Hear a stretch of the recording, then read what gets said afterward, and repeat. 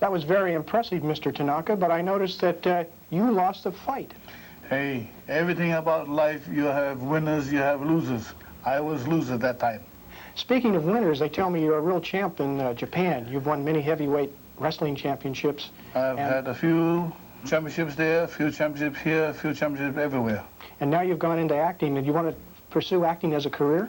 I like to very much because it's a new challenge to me now. Now, this professor that you play, is he a martial arts killer or hired killer or what? Well, he's more or less like a hatchet man for Mr. Christopher Lee. And I take care of all the little details he say to liquidate.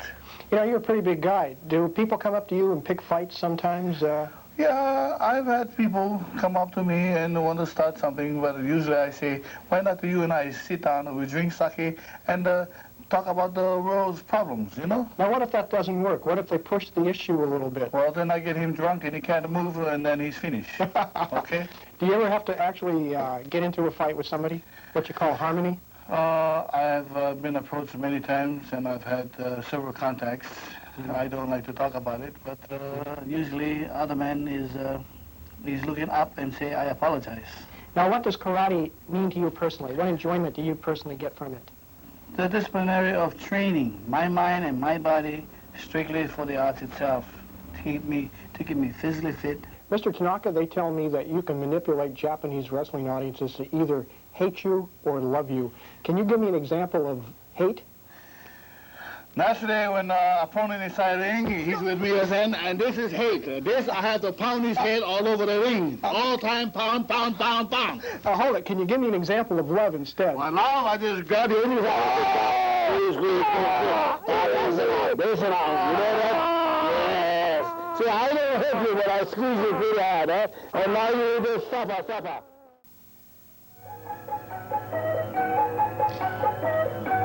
Even Chuck Norris trembled a little bit when he faced Professor Toru Tanaka in the 1981 action film, An Eye for an Eye. I mean, this man meant business. Watch it, Chuck. Watch it. Look out! Don't get up. You'll be sorry. I told you not to get up.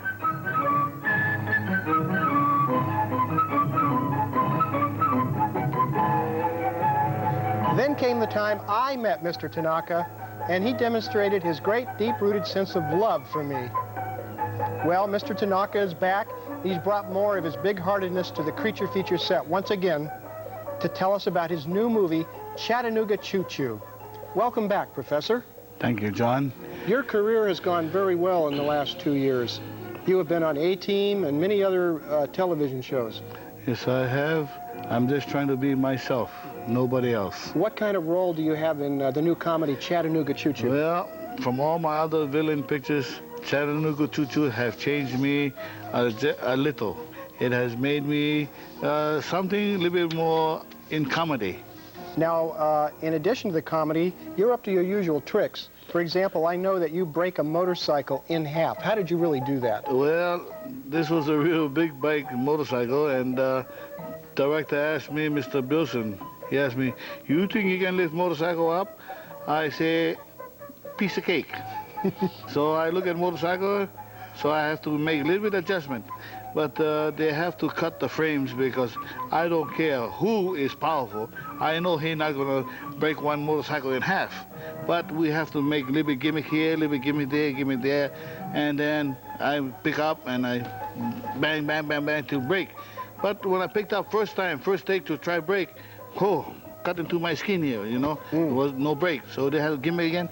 Then finally I break and then I body slam. Just like wrestling. Yeah. Now, when you wrestle, and you've been a wrestler in Japan, and you're a full professional, you're not just an actor, but you're also an athlete and a wrestler, you have a thing called the ki, which is your power, your inner strength. Can you describe it to us? It's hard for me to describe my ki, but all old-timers, all old masters, they know what the ki is inside them that can develop certain powers. And believe me, when I'm ready, I develop my ki, get very powerful. Now, in Chattanooga Choo Choo, you have a battle with a gang of motorcycle That was #1 good fun, you know. Now, when you're doing a movie that's just simulated action, do you still need that key? Do you still bring it into play in your movie? No, I try. No, I don't use key when somebody get hurt.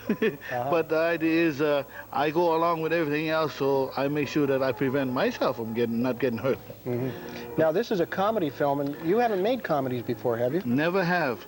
But this movie here, everybody works so close together, all cast, all crew members, and everybody associated with movie production. Everybody works so close that this have a very good harmony, very good feelings, and I would think that all these feelings gonna generate to the public, and I think the public gonna laugh and always have a smile on their face, you know, and no stress. And even bad man that always get real, you know, mean, ugly face, he gonna laugh too, you know. That's what this picture gonna make everybody do, make everybody enjoy. Well, you've got me laughing already, and I haven't even seen the picture. Don't. So you're putting out good vibrations.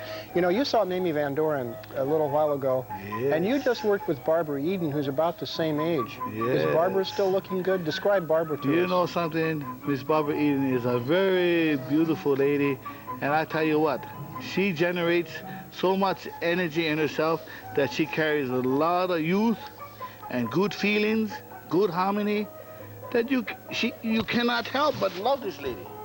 She's #1 good.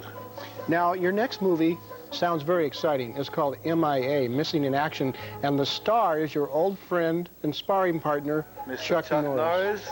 Plus, we have a Sontek Ho. He's a very well known too. Oh, I know Sontek. Oh, yes. He's my colonel. Okay. Well, I want to thank you for being here, Professor. Thank you. And this time, let's just shake hands, okay? You don't have to hug me to show me your love. All right? Thank you very much. Okay, and we'll be watching for Chattanooga Choo Choo. Be there for Chattanooga Choo Choo. You know, I want to see you there. Okay. Next week, no creature features, I'm sorry to report. We're going to be preempted for some kind of razzle-dazzle that Channel 2 wants you to see instead of a good horror movie. But I'll be back 2 weeks from tonight with more Gremlins material, as well as an interview with Leonard Nimoy, who'll tell us all about Star Trek III, The Search for Spock, and how he was chosen to be the director of the third in the trilogy based on the popular TV show.